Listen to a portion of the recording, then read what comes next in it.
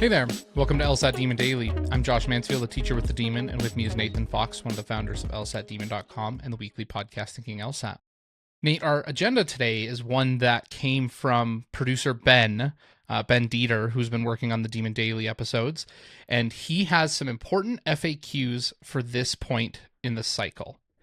Cool. He notes that as of this point, applications have been open for nearly 2 months. They're up roughly 30% from this time last year, as you and Ben talked about on Thinking LSAT, and that we have 4 administrations left in this cycle, per se, is the way LSAC kind of defines it. After the November cycle, or the November administration, you then have January, February, April, June, depending on when this episode comes out. So, a couple of questions here that Ben's gotten for us from some students. First one is, I'm taking the November LSAT. If I get a score I'm happy with, should I apply? I wouldn't if I were you. I mean, you know, why not just wait till the beginning of the next cycle and really put your best foot forward? I also think that if you're asking that question now, it probably means that you have not exhausted all 5 of your LSAT attempts. And if I say yes, all you're going to do is put that much more pressure on this November LSAT. Mm-hmm. Don't take the November LSAT if you're not ready. If it's 2 days before the test and you're not happy with your practice test scores, you must withdraw from the November LSAT. If you're ready, if you're actually happy with your practice test scores, then you can go ahead and take November, but you should always be planning on a backup and maybe a backup to your backup. You can't treat the November test as if it's just another practice test if you're not planning on taking January. So if you're taking November, you should plan on taking January. If you're taking January, you should plan on taking February. If you're taking February, you should plan on taking April. And long story short, why are you putting so much pressure on yourself to try to apply this cycle when the next cycle is just right around the corner? We're only 10 months from the opening of the next cycle.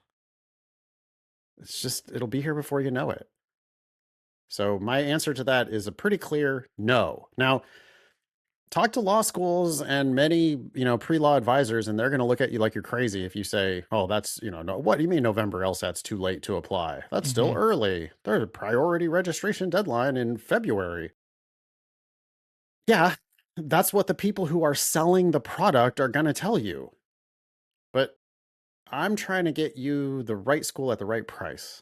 And so that's why I want you to apply at the beginning of the next cycle. Anybody who's asking this question tells me that they probably have used a couple of attempts, but they weren't planning on taking November, right? If they're saying, I'm going Yeah. to take November, but should I apply once I get my score? Yep. They thought they were going to be done in August or September. So what Yep. this tells me about this student is that they have used some of their attempts. They weren't planning on taking November. The first 2 attempts didn't go the way that they thought they would, and so now they've pushed. They missed the October registration because they weren't planning on taking it, and so now they're taking November. But to that point, and to Nate's point here, it is not only is the next cycle very close, I think that people continue to compound the pressure when, we talk about how every time you give yourself the one and done mentality, you create more pressure for your LSAT.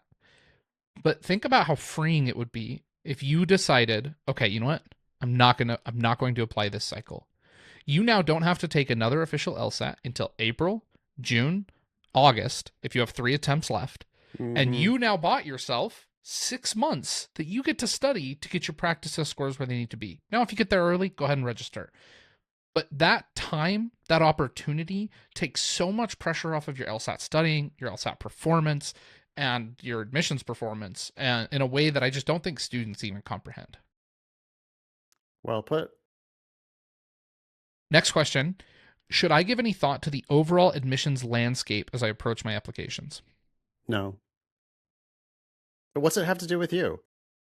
I mean, we know from experience that when applications are up as they are this year, law schools are going to get greedy and they're going to just admit as many students as they can admit without lowering their LSAT and GPA standards. Uh, but, it's all about you. Do you have your best LSAT on record? Are you ready to go to law school now? If the answer to that is yes, then you should apply no matter what the admissions landscape looks like. And if the answer is no, then you should not apply no matter what the admissions landscape looks like. You know, Nate, I think there's actually I've seen some reports, and I've actually seen this at my school as well. I think that a way that schools are going to juice their admissions is through like the the plus programs, the direct to admission undergrad to the 3x3s, the whatever program that school sells to get you from their undergraduate to their law school, because they only admit based on GPA for that. And they can find thousands of students with the right GPA at their school. So if they just come and say, "Oh, well, we'll give you a guaranteed $15,000," which not even that good of a scholarship, but you're guaranteed. It's the BYU or the whichever school, pick your school legacy scholarship. They give you Scammership, yeah. a scammership, a nominal award. They don't have to look at LSATs, and they can juice their class. That's the one. Do not take those deals. Mm-hmm. No, I mean, that's the, I just said this on Thinking LSAT, but the worst part of the law school scam is that you can't see the price until you have not only applied, but been admitted. They Mm-hmm. charge everybody a different price. You don't know what they're going to charge you until you have applied. And that's why you need to put your best foot forward. I would prefer that you do it earlier in the cycle, not later. And I want you to apply broadly, like 15 schools or more, so that you can get multiple competing offers coming in so that you can see what the market values you at so that you can make a smart decision. But if you're not applying broadly, if you're not applying with your best LSAT, and if you're not giving yourself plenty of time, then you have no idea what your best offer might have even been. Yeah. You went to one car dealership and got the price from them. Yeah. And I really don't think that advice changes at all. It could be a low Uh, cycle or a high cycle. I think you got to do the part that you can control. yeah, I think that it's especially tempting in the high cycles for students to take bad deals because they Mm-hmm. think, "Oh, it's more competitive. I don't, I this is the best I'm going to get. I should just Yep. take it." And that is not true. You're going to hear that a lot. You're going to probably hear from schools, "Oh, last year you would have gotten this, but Mm. it's just an ultra competitive cycle. There isn't much funding to go Yep. around."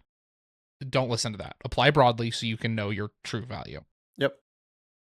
Last question. I've submitted my applications for this cycle with my best LSAT. Now what? I mean, get yourself some legal experience if you haven't already. Go down to your local courthouse and meet some lawyers. Um, you can also do some outreach on like LinkedIn. I don't think that's going to be nearly as effective as doing it face to face, though. Go meet lawyers. If you can get yourself a job in a law firm, fantastic. Figure out whether legal practice is actually something you want to do. Just because you get admitted to law school, just because you get a good price on law school, does not mean that you should go. The only people who should go to law school are the people who really want to practice law. And I think there's only one way to know whether you really want to practice law, which is to work adjacent to lawyers. I mean, because you just don't know. If all Mhm. you've got, oh, well, I've seen The Wire and I've seen Suits and yeah, I think I know what lawyers do. No, you don't. You have no idea what lawyers do. You need to work in a law firm or a government agency. You need to work side by side with lawyers to figure out whether this is actually what you want to do. And then if it is actually what you want to do, then you should start working in that area.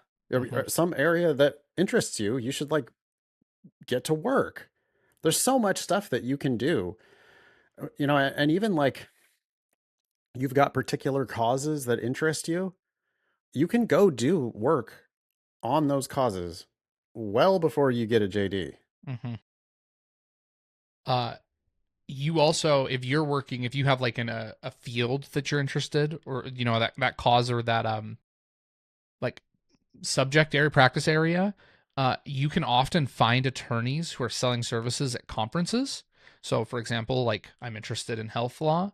If you go to just different healthcare Mm, conferences, not tailored to law, they will typically have a vendor area that you can get a vendor pass. No, you don't need to go to like the events, but you can get a vendor pass for dirt cheap and just go meet lawyers who practice in that field. What kind of law do you practice? What do you do for healthcare Never thought about organizations? that. Yeah. They're Yeah. actually selling their legal services Mm-hmm. and they're standing there at the table, lonely, just waiting for people to come up and talk to them. Because they're not going to those panels. They're not going to. No, they're there selling their shit. So you Yes. go around and meet those. That's a great way to meet lawyers. That's fantastic. Love that. Yep. I do that for healthcare. I guarantee there are environmental fairs. I guarantee that there are energy fairs. I guarantee that there you pick your subject material. Business, all sorts, if you're interested in just general commercial business, I guarantee there are gonna be lawyers there that you could meet. Yeah, there's lawyers everywhere, right? I mean, you can't do anything without encountering lawyers. You can't That's like right. join your local municipal golf club without Mm-hmm. meeting lawyers. You can't, Rotary or whatever else. I mean, there's got to be a million ways that you could go out and meet lawyers. Go meet They're lawyers. all over the place, but that's what I would do. If I Yeah. was serious about going to law school, I would like get to work on my legal career. Last thing I'll add to getting to work, you can also get started and get a jump start on law school with our Crushing 1L curriculum. We have live classes. Start getting familiar with some of these 1L doctrinal classes that you're going to have. Because I guarantee you, when you start law school, you're going to be doing a ton of career development work. And if you can minimize the learning curve that comes from your doctrinal courses, it's going to relieve a lot of pressure on you. Yeah, it'd be fantastic to not be actually trying to learn the elements of negligence while you're a 1L. I mean, Right. I know that Right. that's allegedly what they're supposed to be teaching you, but law school is largely just signaling. And if you've already gotten into that school, then the firms are going to be there trying to recruit you in your 1L year, even before you've received 1L grades in many instances. And yeah, the real ballers in the room are just like they're in a suit because they're going to go have lunch with some law firm. And it'd be, it's like they already know the substantive stuff for that class. Yeah. Yep. Yeah. So, anything else you've got for some of these FAQs, but Nate? I would just say Crushing 1L is available to all Demon subscribers. It's in that left hand navigation on the dashboard. And if you haven't checked it out already, there's a ton of good stuff in there. You could definitely get a head start on your 1L year. We also have live classes happening multiple times per week. So lots of different ways that you could learn the 1L curriculum before law school starts. Awesome. Thanks, Ben, for putting these together. Email daily@lsatteam.com if you'd like to ask a question or get added to this list and share some LSAT or law school admissions news. Thanks for listening.